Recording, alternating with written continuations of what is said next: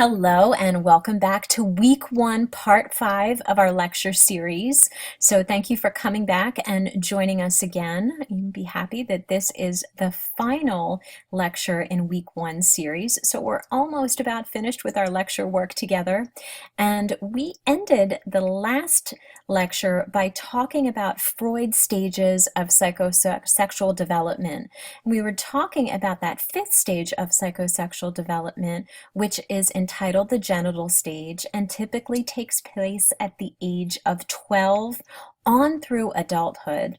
And Freud told us that this particular stage was characterized by heterosexual attraction, but you want to remember that this particular theory was formed a long time ago, over 60 years ago. So we want to be able to bring this theory up into relevant modern day terms and realize that this characteristic, if you're going to be in a role where you're providing any type of counseling or any type of service to clients, that this characteristic could encompass homosexual, bisexual, or heterosexual attraction. So moving on, we're going to talk a little bit about problems with fixation. And Freud told us that at any point, if our development is arrested at any stage, it can cause a baby or a child to become fixated at a particular stage. So, for example, in the oral stage, that typically corresponds with weaning or the stopping of breastfeeding in between the ages of birth to 1. And Freud said that, let's say, if breastfeeding was suddenly interrupted, either by the birth of another child or perhaps the parent was hospitalized due to an illness and was physically taken away from the baby for that or some other reason, if the oral stage was interrupted in any way, it could lead to lifelong sort of dependency issues. It may result in an oral fixation, which could manifest by excessive drinking of alcohol, excessive eating, smoking, nail biting, engaging in type of behaviors that have what Freud deemed would be like an oral fixation.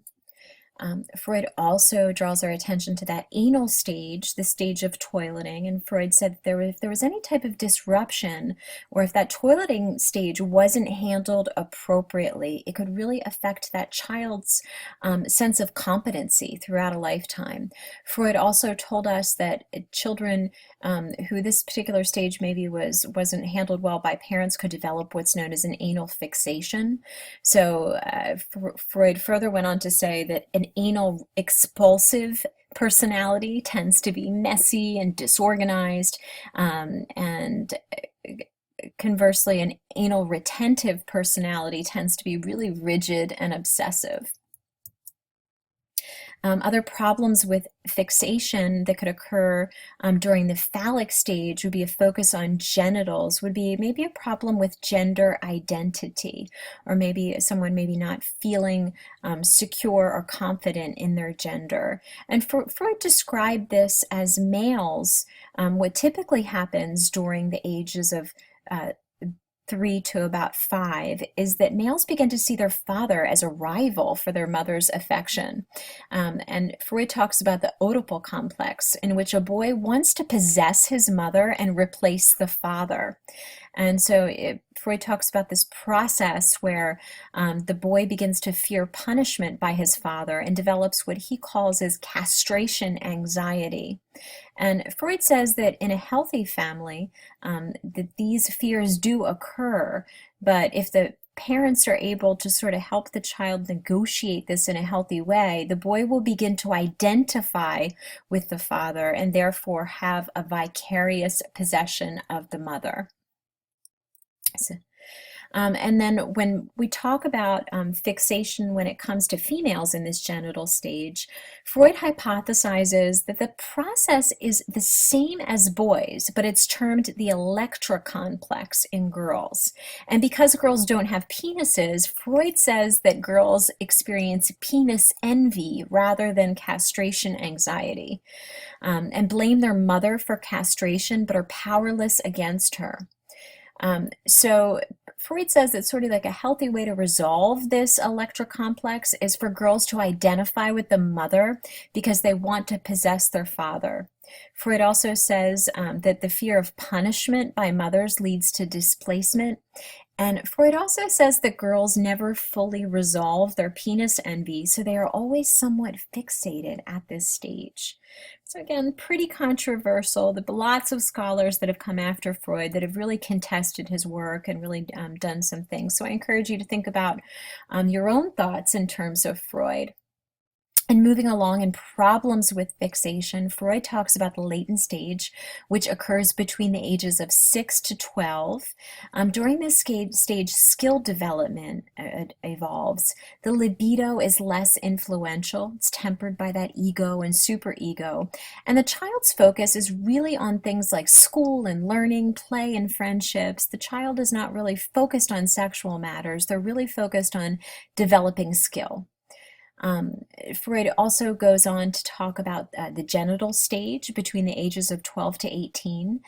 Freud says that a healthy expression of a genital stage is a sexual interest in the opposite sex. And again, we want to keep that in mind, that this was something that was written and hypothesized a long time ago. Freud also says that there was a strong interest in others, an interest in the world around them would characterize healthy development. So again, lots of criticism of Freud has arisen over the years. One of these are some of the main sources of criticism, or main things that people have criticized Freud about. The first one being that Freud assumes women are inferior because they never resolve the Electra complex. He also assumes that fathers aren't important until the phallic stage. He presumes that homosexuality is a failure to advance beyond the phallic or genital stage. And it's based entirely on case studies of his adult patients, but not on direct observations of children. So we want to remember that in the year 2016, we conduct research very differently and much more rigorously than it was ever conducted by Dr. Sigmund Freud. So that's something that's important to remember. Other criticisms of Freud say that it was mostly untestable, or in some cases refuted by research. For example, bottle feeding and feeding on a schedule do not stunt psychosexual development. Now, there are reasons why Freud is important. So he did actually contribute a considerable amount to the body of knowledge, whether or not you agree with his particular ideologies. One of the greatest things that Freud gave us is that he was the first to suggest that the parent-child bond is critical and the basis for all later relationships. So Freud also really acted as a catalyst for research on parental influence on child development. So really important gifts that he gave us. I'm going to switch our focus now and talk about Erik Erikson, who is a neo-Freudian who took a lifespan approach. And again, you want to put a circle, star, remember this slide, because what made Erik Erikson unique was his emphasis on the lifespan and the environment in terms of a child development.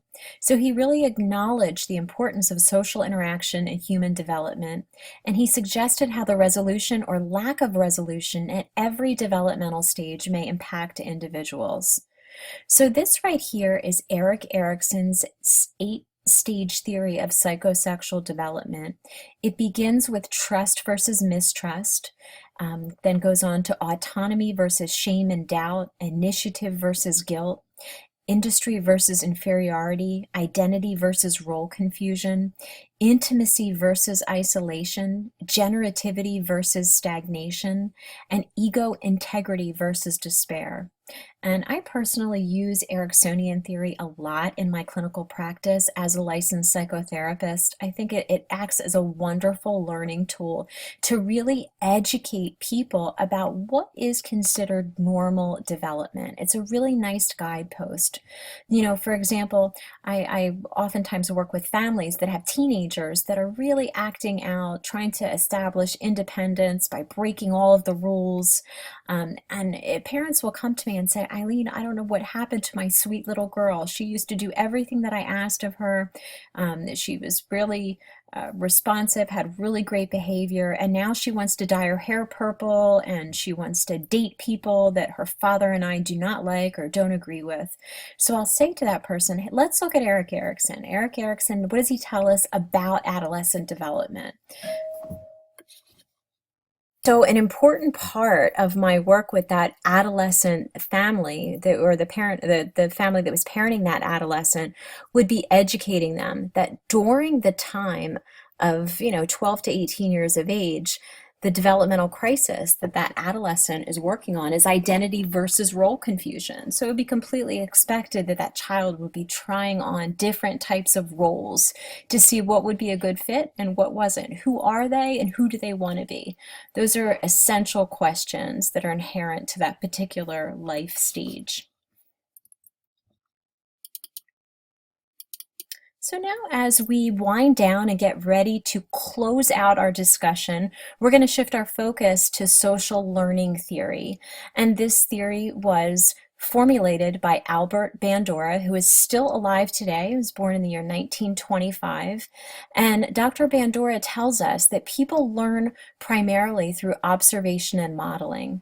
And mental states like motivation and confidence are important to learning, and intrinsic reinforcement. Dr. Bandura tells us that learning does not necessarily change behavior, which is contrary or the exact opposite than what behaviorists that we talked about earlier were telling us. Social learning theory really believes in self-efficacy, what is the belief that one can perform tasks successfully. Another term that comes from social learning theory is the term parental self-efficacy, and that is the belief that one will be able to perform parenting tasks successfully. It's associated with quality of parenting and parent-child interactions, parental warmth and responsiveness, and parental involvement and supervision. And it models positive parenting behavior to children. So that wraps up today's lecture and this week's lecture. So it was great spending time here with you guys. Please remember to reach out to me if you have any questions or concerns. Other tasks that you want to get done this week is you want to make sure that you post on our discussion board by Sunday, February the 28th at 11:59 p.m. Eastern Standard Time, and then you also post your final project topic by the end of week one. So I hope you have a great week, and please reach out to me if you have questions or concerns. Bye for now.